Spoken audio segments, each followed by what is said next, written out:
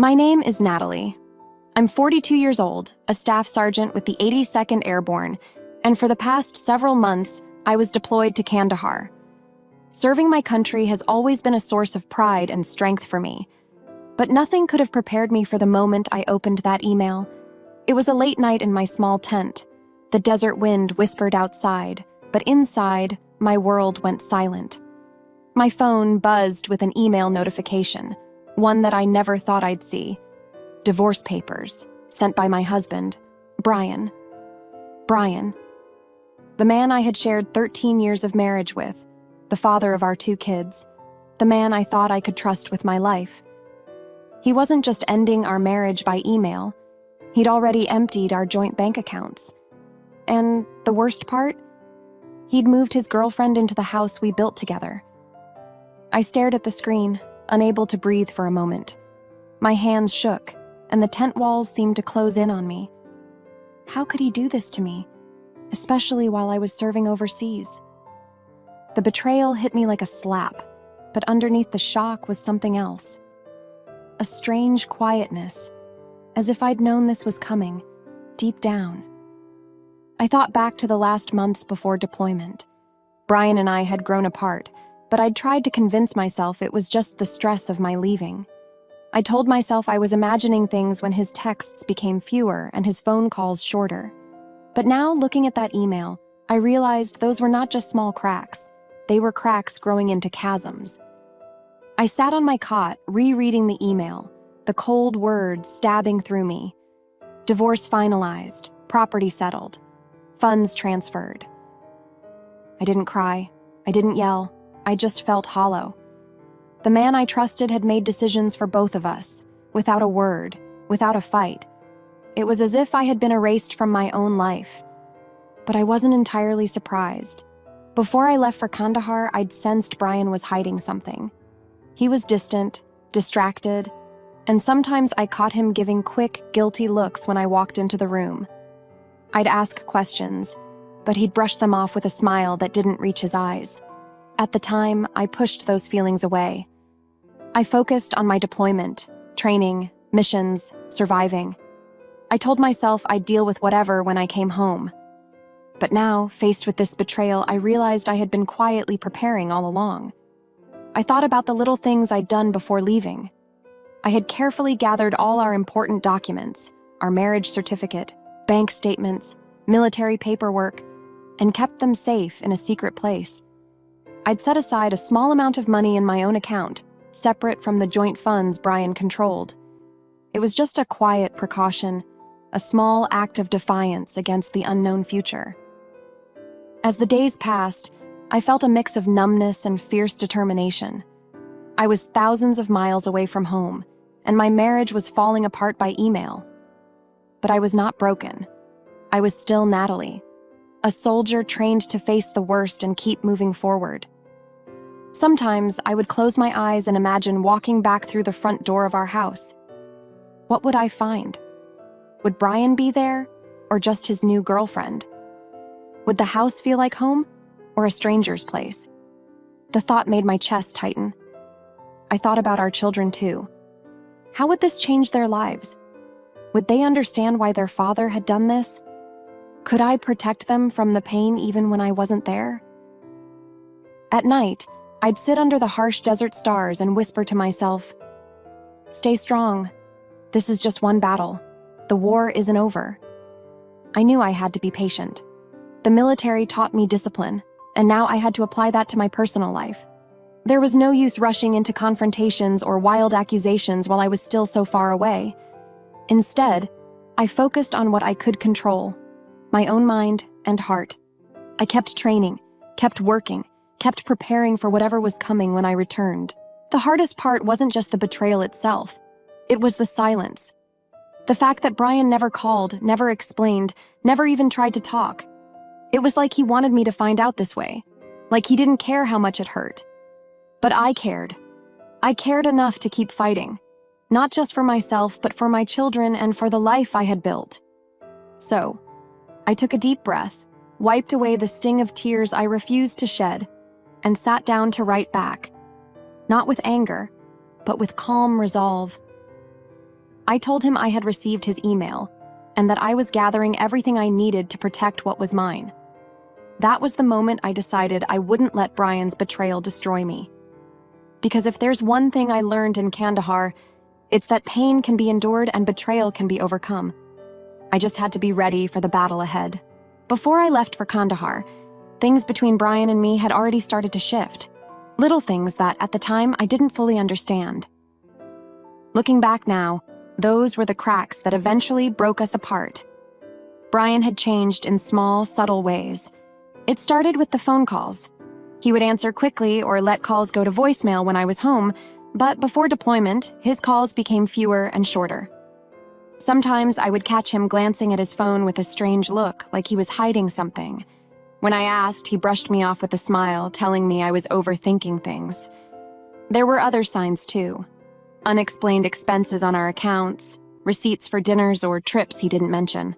Sometimes I'd ask about them and he'd say it was work-related or with friends. But something about the way he avoided eye contact made me suspicious. I tried to focus on my deployment. My job was important. The Army trained me to block out distractions, to stay mission-ready.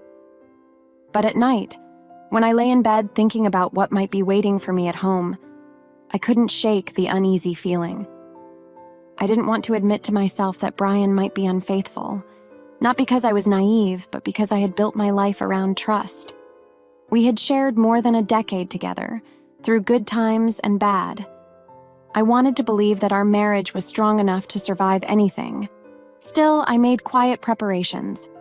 Before I left, I carefully went through our important documents.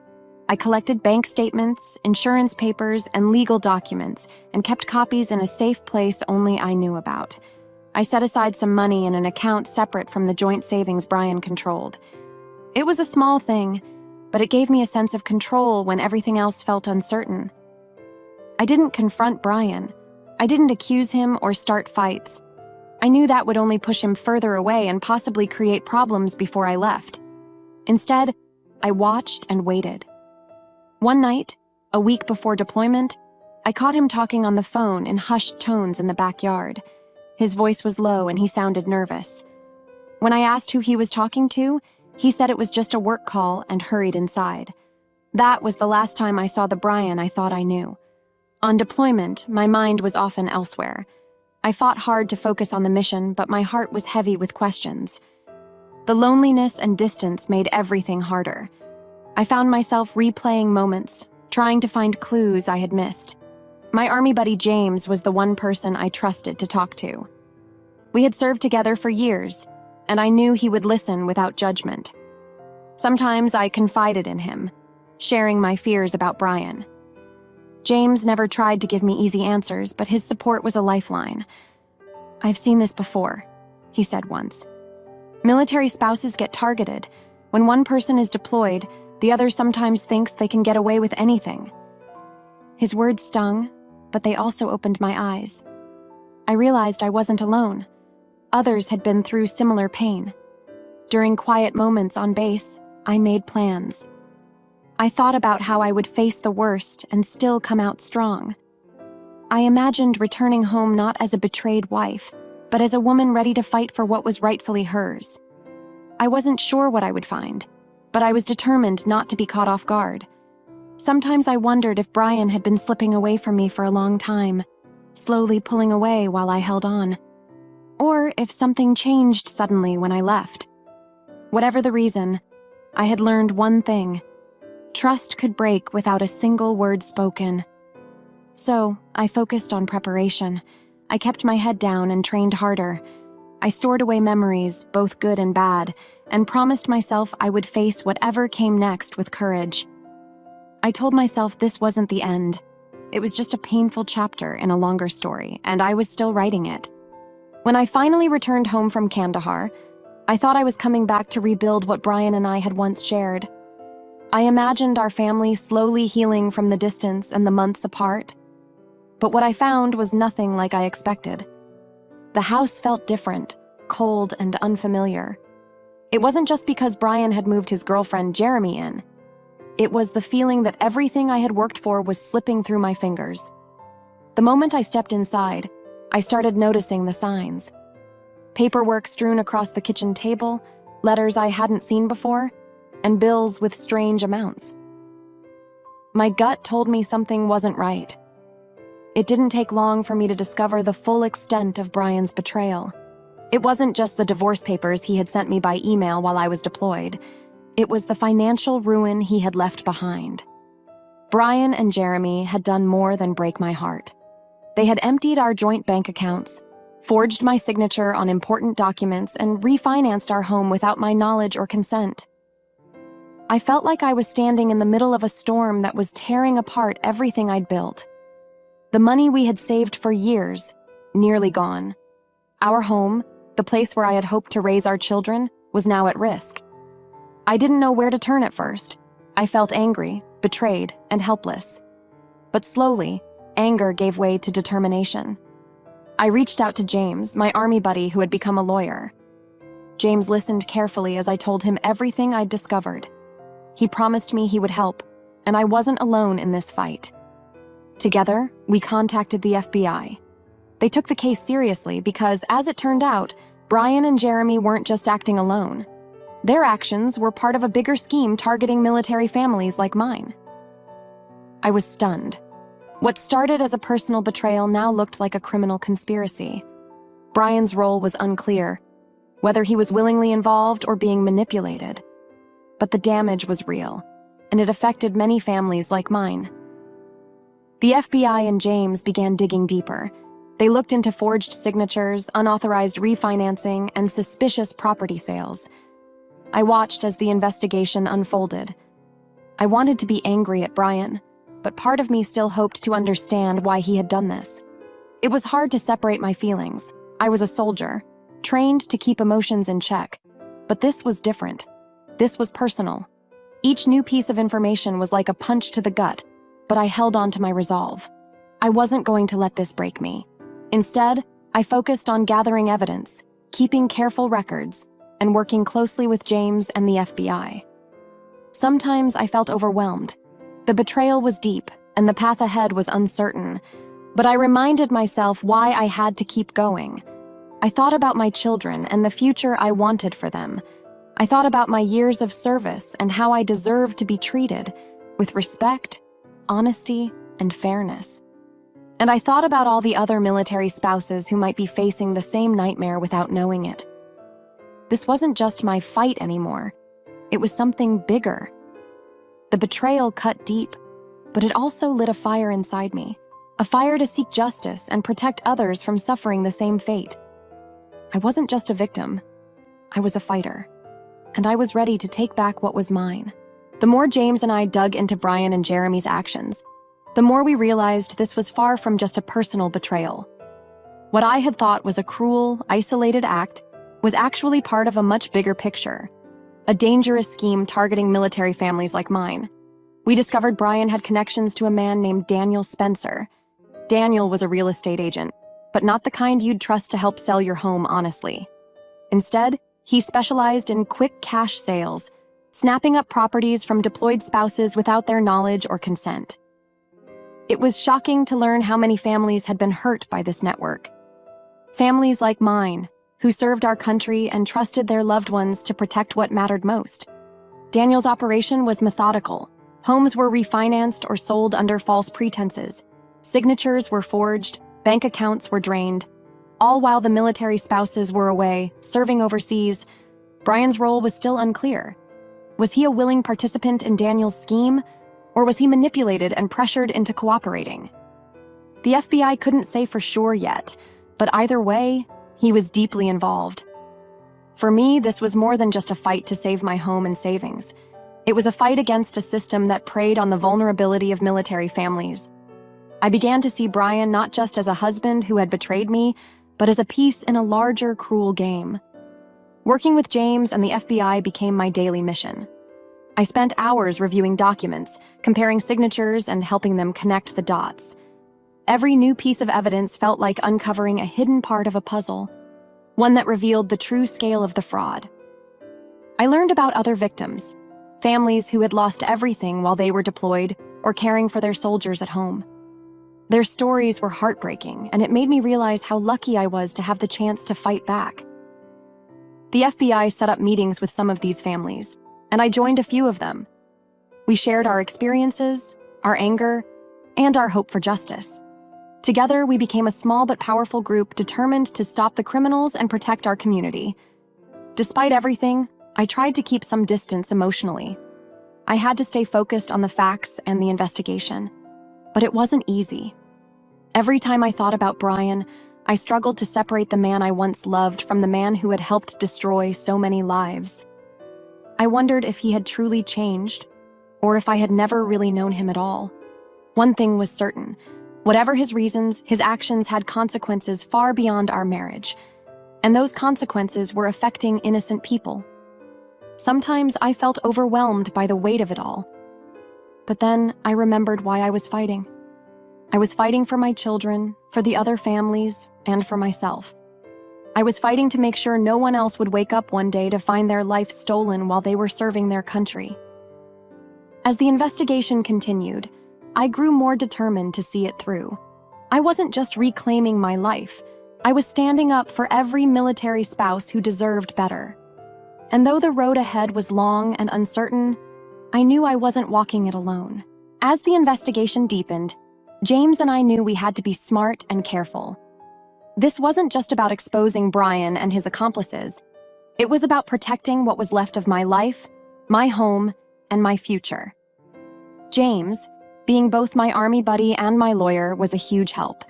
Together, we mapped out a plan to freeze the stolen funds and gather enough evidence to hold everyone involved accountable. We knew Brian and his girlfriend Jeremy wouldn't give up easily, and Daniel Spencer's real estate operation was slick and well hidden. The legal process was slow and exhausting. I spent hours poring over documents, bank statements, and signed papers, looking for every detail that could help James build our case. It felt like piecing together a puzzle where some pieces were deliberately missing or hidden. The FBI was on our side, but their investigations could take time. I had to stay patient, even when frustration threatened to take over. Sometimes it felt like we were fighting invisible enemies. Brian was elusive. He avoided direct contact and seemed to be trying to cover his tracks. But James was relentless. He filed motions, requested court orders, and stayed on top of every legal step. I trusted him to fight for me, and that trust was a lifeline. Emotionally, this period was a roller coaster. Some days, I felt strong and confident. Other days, I was overwhelmed by anger and sadness. I reminded myself that this wasn't just about money or property. It was about standing up against betrayal and fraud. One of the toughest decisions I faced was how to protect my military pension. It was something I had earned through years of service and sacrifice. I couldn't let it be taken away because of Brian's actions. James helped me understand the legal options. We could go after Brian aggressively, but that risked everything being tied up in a long, painful court battle. Or we could seek a settlement that protected my pension and recovered stolen funds without dragging the kids through months of conflict. In the end, I chose to focus on protecting my future. It wasn't easy to accept that I wouldn't press all charges against Brian, but it was the smartest choice for me and my children. Throughout the process, I leaned on the support of friends, fellow soldiers, and James. Their encouragement reminded me I wasn't alone. The slow march of justice sometimes felt like a test of my patience and resolve. But every time I thought about giving up, I remembered why I had to keep fighting. For myself, for my kids, and for the other military families who deserved justice. Step by step, we moved closer to freezing the stolen funds and halting the illegal sales of homes tied to Daniel Spencer's network. I learned to celebrate small victories. A court order granted, a bank account frozen, a piece of evidence accepted. Each one was a step toward reclaiming my life. Despite the battles, I tried to stay grounded. I still had my army training to rely on: discipline, focus, and resilience. Those lessons helped me navigate the chaos of this fight. I was no longer just a soldier deployed in a foreign land. I was a woman fighting to rebuild her life after betrayal. And though the road was rough, I was determined to see it through. After months of investigation, the pieces finally began to fall into place. The arrests came one by one. Brian's accomplices, including Jeremy and Daniel Spencer, were taken into custody. Their criminal activities, targeting military families like mine, were finally exposed to the light. Seeing those arrests felt like a small victory after so much pain and uncertainty. It was proof that the truth mattered, and that justice could be served, even when betrayal came from the closest people. But the hardest part wasn't the arrests, it was deciding what to do about Brian. I had every right to press full charges against him, to fight in court and make him pay for everything he had done. But my situation was complicated. Brian and I shared a history, 13 years, 2 kids, and memories that weren't easy to erase. More than that, I needed to protect my future. My military pension was crucial for me and my children. If this fight dragged on too long, it could jeopardize that. After long conversations with James, I made the difficult choice to settle with Brian. The settlement would recover the stolen funds and protect my pension. It wasn't the full revenge I wanted, but it was the smartest decision for me. Letting go of anger was hard. I had to accept that some battles were better left behind, especially when the stakes involved my family's security. Selling the house was part of the plan. It was painful to let go of the place I once called home, the place I had dreamed of raising my kids in.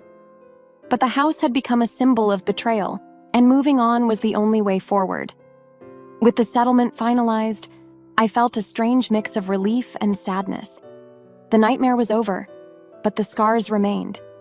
Throughout it all, I stayed focused on rebuilding. I had survived betrayal and fraud, and I was determined to create a new life on my own terms. One of the most important things I learned was how many military families were vulnerable to schemes like Brian's and Daniel Spencer's. My fight had helped expose a network that could have destroyed many more lives. That knowledge gave me strength. I wasn't just fighting for myself. I was standing up for others who couldn't fight back. James continued to be my rock, guiding me through the legal aftermath and reminding me that I was stronger than I thought. Though Brian's role in the conspiracy remained ambiguous, I chose to focus on my healing rather than endless questions.